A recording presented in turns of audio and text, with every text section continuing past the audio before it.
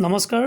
নৱম শ্ৰেণীৰ অসমীয়া পাঠ্যপুথিৰ সত্যনাথ বৰাদেৱৰ ৰচিত অন্যৰ প্ৰতি ব্যৱহাৰ এই পাঠটিৰ তৃতীয় খণ্ডলৈ সকলোকে স্বাগতম জনাইছোঁ। তৃতীয় খণ্ডত আমি বিশেষকৈ প্ৰশ্নাৱলী, পাঠত থকা প্ৰশ্নাৱলী আমি আলোচনা কৰিম।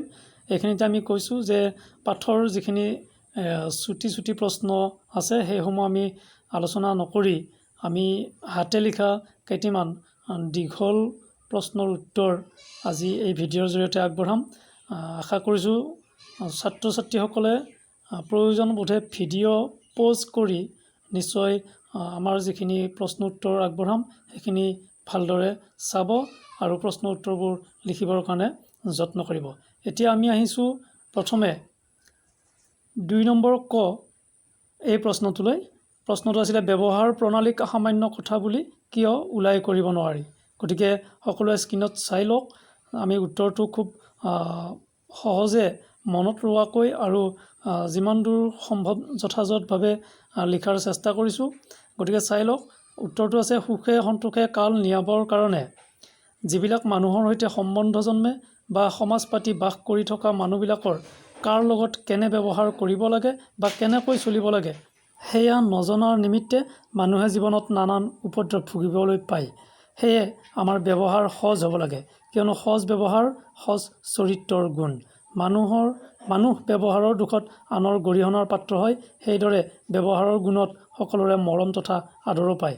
এইকাৰণেই ব্যৱহাৰ প্ৰণালীক সামান্য কথা বুলি ওলাই কৰিব নোৱাৰি। গতিকে এই প্ৰশ্নটিৰ উত্তৰ ইমানখিনিয়েই। ইয়াৰ পিছতে আমি 2 নম্বৰ প্ৰশ্নৰ যিটো খ সেইটো লৈ আহিছোঁ যে বিনয় ভাৱত দান কৰিব লাগে বুলি জ্ঞানীসকলে কিয় কৈছে। উত্তৰটো হৈছে দানৰ মহত্ব অপৰিসীম।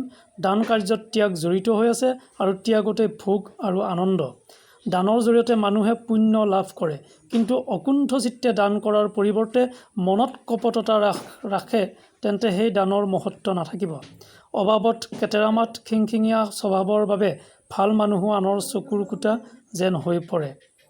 অনেক সজ গুণ থাকিলেও কঠুৱা বা তিতা মুখৰ বাবে সহস্ৰ উপকাৰ একে তিলে পাহৰে। সেয়ে মানুহ বিনয়ী হ'ব লাগে। বিনয় ভাৱত কৰা দানৰ পুণ্য বা ফলো লাভ হয়, অন্যথা দানৰ মহত্ব নিমিষতে লয় হয়।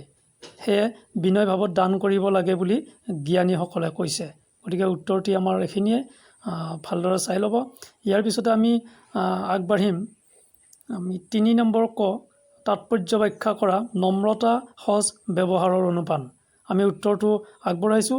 আলোচ্যমান কথাফাকিৰ জৰিয়তে লেখক সত্যনাথ বৰাদেৱে অন্যৰ প্ৰতি ব্যৱহাৰ পাঠটিত ব্যক্তিত্ব গঠনৰ বাবে সহজ ব্যৱহাৰৰ অন্যতম অনুপান যে নম্ৰতা সেই কথাৰ অৱতাৰণা কৰিছে।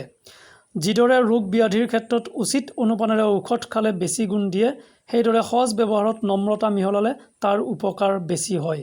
দম্ভালিৰে কথা ক'লে মানুহৰ কাণত কাৰ ফুটা দিয়ে আৰু মানুহৰ অপ্ৰিয় হ'ব লাগে। সেয়ে দম্ভালি এৰি নম্ৰ হোৱা উচিত। নম্ৰতা ডাঙৰ আশয়ৰ চিন। আনৰ আগত নম্ৰ হ'লে নিজক সৰু বা লঘু কৰা নহয়, বৰঞ্চ তাৰ পৰা মানুহৰ মনৰ উচ্চতাহে প্ৰকাশ পায়। নম্ৰভাৱে থাকিলে মুখেৰে মিঠা মাতো ওলায়, কাৰণ নম্ৰতা হ'ল এটা মনৰ গুণ আৰু মিঠা মাত তাৰ ফল। গতিকে ব্যৱহাৰত নম্ৰতা মিহলালে সকলোৰে প্ৰিয় ভাজন অৰ্থাৎ প্ৰিয় পাত্ৰ হ'ব পাৰি। গতিকে আমাৰ এই প্ৰশ্নটি আমি এইখিনি আগবঢ়াইছোঁ। নিশ্চয় সকলোৰে সহজবোধ্য হৈছে। ইয়াৰ পিছৰ আমি প্ৰশ্নটিলৈ আগবাঢ়িম 3 নম্বৰ খ তাৎপৰ্য ব্যাখ্যা কৰিব দিছে যে সোণৰ জেউতি অমান্য কৰিলে নকমে। আমাৰ পাঠ্যপুথিৰ উত্তৰটো চোৱা।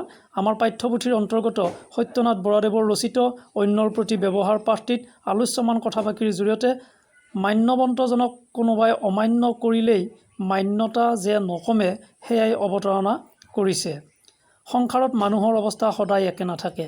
একালৰ আধ্যৱন্ত একালত দৰিদ্ৰ হয়। সেয়ে সুদিনত সৎকাৰ আৰু দুৰ্দিনত ইটিকিং কৰা উচিত নহয়। এয়া সৰু মনৰহে চিন। মানুহক অৱস্থা অনুৰূপে মান সন্মান কৰিব লাগে। সোণ এবিধ মূল্যৱান আৰু উজ্জ্বল ধাতু। কোনোবাই ইয়াক ক্ৰয় কৰি পিন্ধিবলৈ সমৰ্থ নহৈ ইয়াক অমান্য কৰিলেও তাৰ স্বাভাৱিক জেউতি বা উজ্জ্বলতা কমি নাযায়। ঠিক তেনেদৰে মান্যৱন্ত লোকক অমান্য কৰিলে তেওঁৰ মান্যতা নকমে। গতিকে মান্যৱন্তজনক উপযুক্ত মান্যতা প্ৰদান কৰা উচিত। আমাৰ প্ৰশ্নাৱলী এইখিনিয়ে।